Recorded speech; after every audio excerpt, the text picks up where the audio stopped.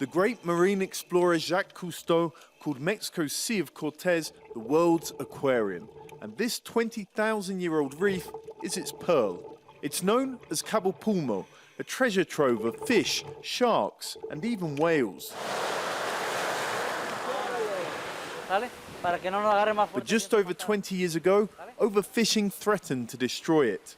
Until a tourist loaned Juan Castro's dad, a local fisherman, diving gear, and he saw the state of the coral for the first time. He saw the reef broken from the fishing boats anchoring there, and it upset him to see something so beautiful so damaged. That was the spark that made him stop fishing and start protecting the reef. The whole community turned in their nets and switched to tourism.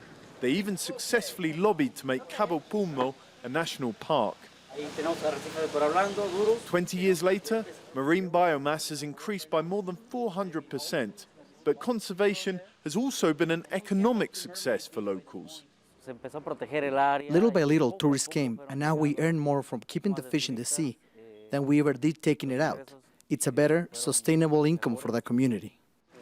The relatively unspoilt ecosystem has also fascinated scientists. It's a laboratory where we can see species in their most natural state. And for scientists, that's really important because it lets us see how reefs could work if they were not overfished or exploited. Only about 2% of the world's oceans are protected, and although a couple of other communities have shown interest in the model here in Cabo Pulmo, it's also very common in Mexico to find big resorts and overexploitation of natural resources. Like just down the coast in Los Cabos, where mega hotels rule, creating jobs and investment. Activists here say that's an acceptable balance as long as mass tourism doesn't spread too far.